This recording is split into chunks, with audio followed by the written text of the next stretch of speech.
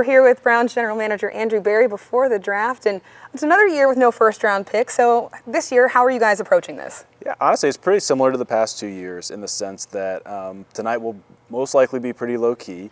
We'll track the draft like every other team, and then once we get to the end of the evening, we'll essentially reset our board and strategize for tomorrow night. I asked you last year the same thing. What are the odds that we're active today? I think very, very, very, very little, unfortunately. So I think you probably have better odds getting a scratch off and winning the Powerball. Okay, that's fair. We have to ask that, though. All right, when you're approaching this draft, having those late-round picks, how are you guys evaluating how this board falls in relation to some of those guys and maybe positions that are there later on? Yeah, with the later round picks, coming into Saturday, you always usually have a group of players that it may be 10 to 15 guys that you'd like to target.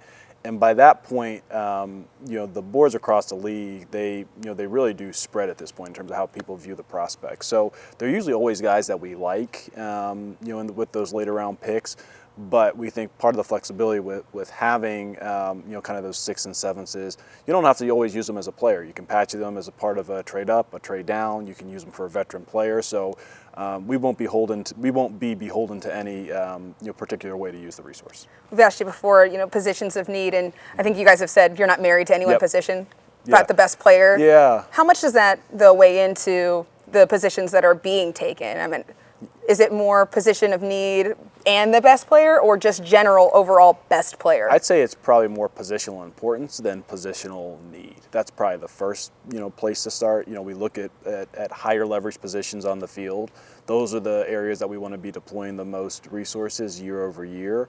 Obviously, we want to be adaptable and flexible enough to unique players at quote unquote premium players at quote unquote non-premium positions, because they still do impact the game.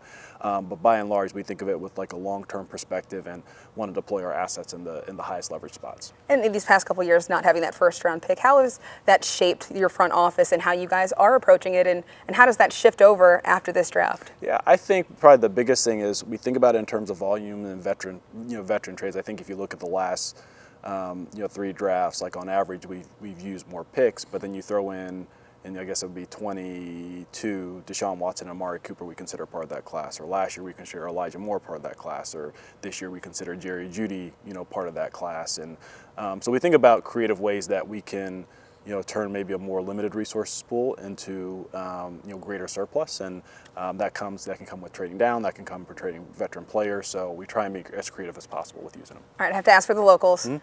A lot of guys on this team that are Buckeyes have been saying they've been in your ear looking for a Buckeye. How much do you weigh into those opinions? I'd say we get a lot. I always say I have about 10,000 assistant GMs this time of year, and our players are included in that count. So definitely a Buckeye push. But as much as we like our guys in Columbus, we'll see what's best for us at the time of the pick. All right, thanks so much, Andrew. All right, thank you, Kim.